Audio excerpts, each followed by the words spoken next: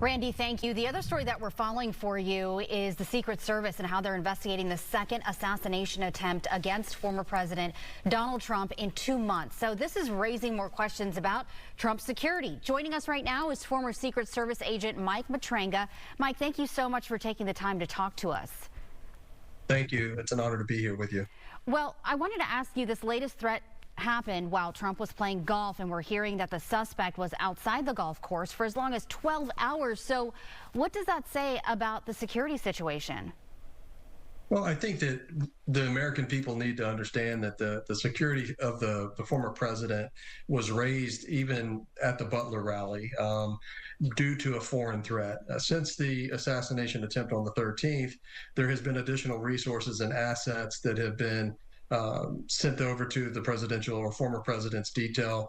And as you saw yesterday, this was a successful protective method that was used by the Secret Service to identify this individual by sending that forward element out as a means to scout the area and the areas of responsibility where they detected this individual that had been set up.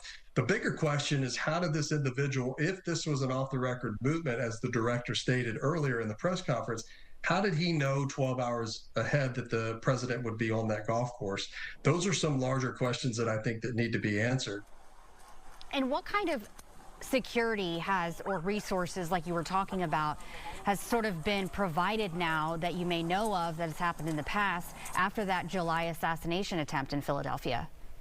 Right. So usually with a former president, in order for them to have what we would call your special operations units, which was my former team, the presidential counter assault team, emergency response team, counter snipers, counter surveillance, there has to be a threat that dictates that. And so we saw those assets be reallocated at the Butler, Pennsylvania site, which were the counter snipers that took the shot that ended Matthew Crooks's life for trying to perform that assassination attempt.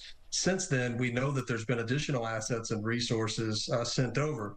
One of the things that I would suggest that the Secret Service do is to utilize what we call our emergency response team, which is a sister element to the counter assault team that usually runs those wood lines. And so I would say that if there were any takeaways of that or any policy changes that need to happen, it should be that, is that there should be an element working those wood lines, working the fence line or those adjacent public accessing areas that would have prevented this individual from getting into that sniper hive that he had established.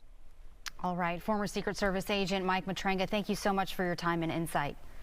Thank you so much. Have a good one.